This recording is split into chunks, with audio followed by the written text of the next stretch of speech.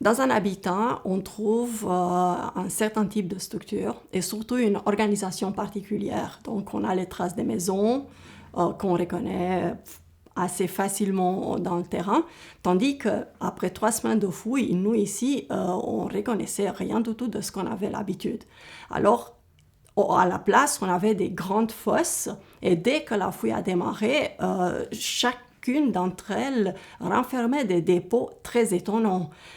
Assez vite, nous avons mis au jour un dépôt composé d'une meule avec le corps d'un petit enfant, mais avec aussi de la faune, des chevaux, des moutons, tout ça imbriqué selon des ordres qui nous échappaient complètement.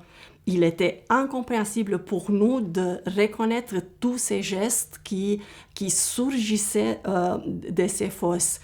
Les choses se compliquent avec l'avancement de la fouille et l'observation de leur profondeur, de 3, 4, voire 5 mètres. Les fosses sont assez proches, donc il a fallu assez vite mettre au point une méthode.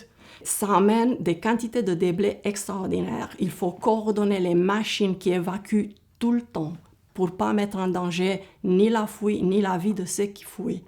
Il fallait consolider les profils stratigraphiques, il fallait étayer, il fallait coordonner l'évacuation des prélèvements et des objets trouvés tous les jours, des dizaines. Nous avons dû mettre au point assez rapidement une collaboration étroite avec le laboratoire de restauration du musée cantonal d'archéologie qui s'est vu submergé par les dizaines de milliers d'objets qui venaient de la fouille.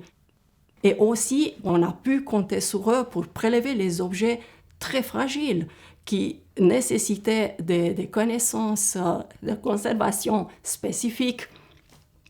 Et il ne faut pas oublier nos émotions. Nul d'entre nous n'était préparé pour une telle fouille. C'était la surprise et l'étonnement permanent.